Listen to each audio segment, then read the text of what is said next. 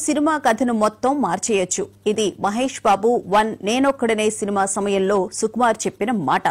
సుకుమార్ తన సినిమా ఏదైనా చాలా ఎక్కువ వెర్షన్లు రాసుకుంటారని టాక్ ఉంది. పుష్ప 1 ఇచ్చిన జోష్తో పుష్ప 2ను మొదలుపెట్టాడు సుకుమార్. పార్ట్ 1 కంటే అద్భుతంగా పార్ట్ 2 తీయాలని కసిగా పనిచేసిన సుకుమార్ మొదట్లో తీసిన వెర్షన్ వేరే.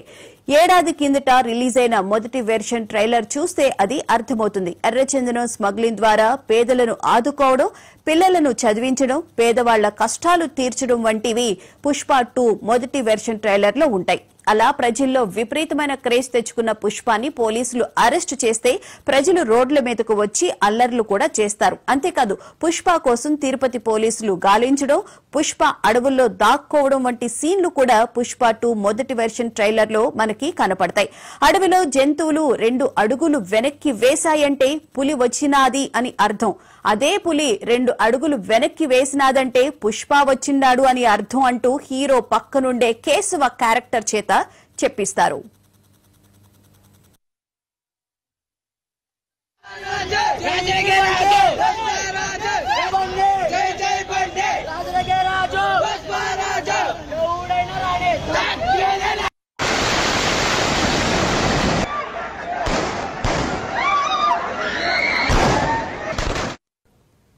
పుష్ప 2 మొదటి వెర్షన్ ట్రైలర్ లో చూపించిన ఒక్క సీన్ కూడా నిన్న రిలీజ్ అయిన పుష్ప 2 సినిమాలో కనిపించదు.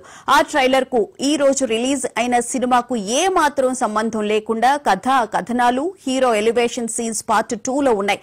అంటే మొదట సుకుమార్ తీసిన పార్ట్ 2 కథ వేరే అని స్పష్టంగా అర్థమవుతుంది.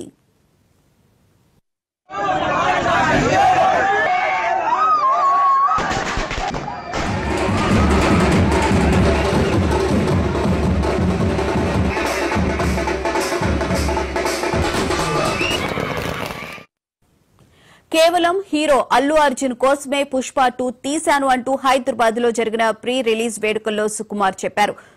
అంటే అల్లు అర్జున్ కోసమే, అల్లు అర్జున్ కోరిక మేరకే పుష్ప 2 మొదటి వెర్షన్ కాదని రెండో వెర్షన్ తీశారా? అల్లు అర్జున్ ని పాన్ ఇండియా స్టార్ గా నిలబెట్టాలన్న ఉద్దేశంతోనే కథ మీద కంటే అల్లు అర్జున్ క్యారెక్టరైజేషన్ మీద, భారీ ఎలివేషన్స్ మీద ఫోకస్ పెట్టి పుష్ప 2 రెండవ వెర్షన్ సుకుమార్ తీశారు. ఆ విషయం పుష్ప 2 సినిమా చూస్తే అర్థమవుతుంది. మొదటి వెర్షన్ లో ఎర్రచందనం స్మగ్లింగ్ చేసే దొంగగా, పేదల గుండెల్లో దేవుడులాగా మారే క్యారెక్టర్ తో సినిమా పూర్తి చేస్తే అల్లు అర్జున్ కు రావాల్సినంత క్రేజ్ రాదనే భావించి సెకండ్ వెర్షన్ ని భారీ ఎలివేషన్స్, ఫైట్స్ తో కథను కూడా పెద్దగా పట్టించుకోకుండా సుకుమార్ సినిమా తీశాడు అనిపిస్తుంది.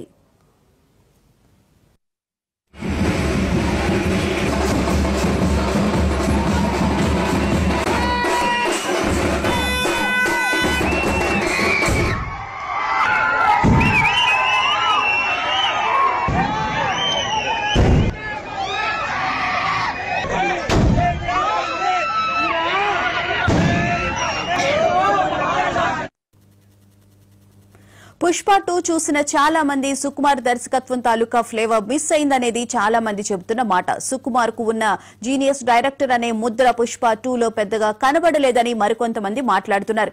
ఏది ఏమైనా పుష్ప 2 ఆడియన్స్ ని అలరిస్తుంది. అల్లు అర్జున్ 1 మ్యాన్ షో అనే విధంగా సినిమా చూసిన వాళ్లు మాట్లాడుకుంటున్నారు.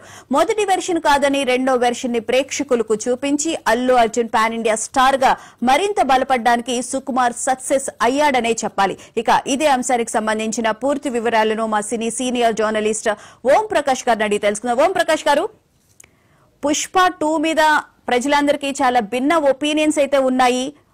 ఫస్ట్ చూపించిన వెర్షన్ వేరే ఉంది, ఇప్పుడు చూపించిన వెర్షన్ వేరే ఉంది అని చెప్పని అంటున్నారు. అసలు పుష్ప 2 తీయడంలో సుకుమార్ సక్సెస్ అయ్యారా లేదా? 100% సక్సెస్ అయ్యారని చెప్పాల్సి ఉంటుంది భువన.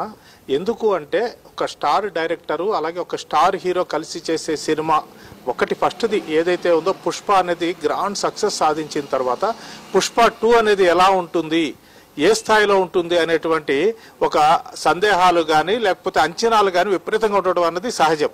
ఆ క్రమంలో ఏమవుతుందంటే సినిమా షూటింగ్ మొదలు పెట్టక ముందే అల్లు అర్జున్ బర్త్డే సందర్భంగా ఏదో ఒకటి టీజర్ రిలీజ్ చేయాలి, లేకపోతే ఫ్యాన్స్ ఊరుకోరు అనేటువంటి ఒక కారణంతో పుష్ప 2 లీడ్ ఇస్తూ వేర్ ఇస్ పుష్ప అనేటువంటిది ఒక ట్రైలర్ ని రిలీజ్ చేశారు సుకుమార్.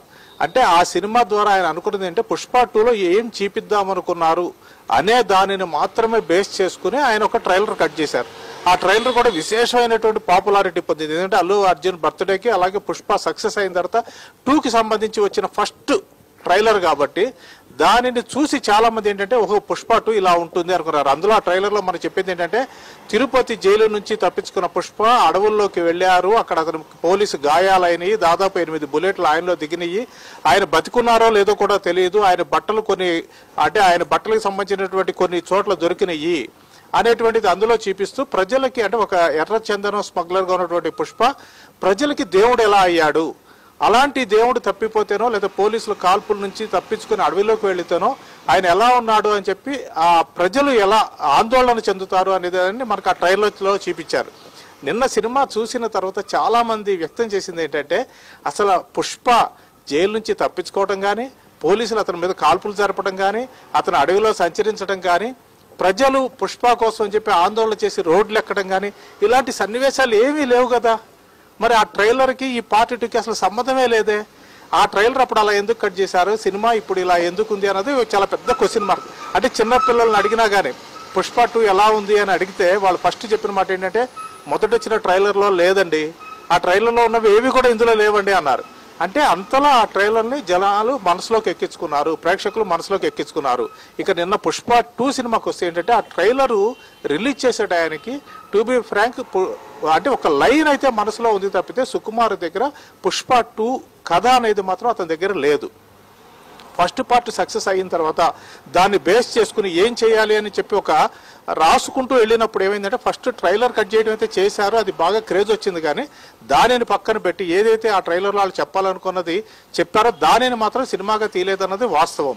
అయితే పుష్ప నిజంగానే పోలీస్ స్టేషన్ నుంచి తప్పించుకోవటము లేకపోతే గాయపడటము అలాగే అతను ఏ దేశంలో ఉన్నాడు అనేటువంటిది చూపించే క్రమంలో ఉండదా అంటే ఉండే ఆస్కారం ఉంది. ఎందుకంటే పుష్ప ఇంకా పార్ట్ 3 అనేది ఒకటి ఉంది.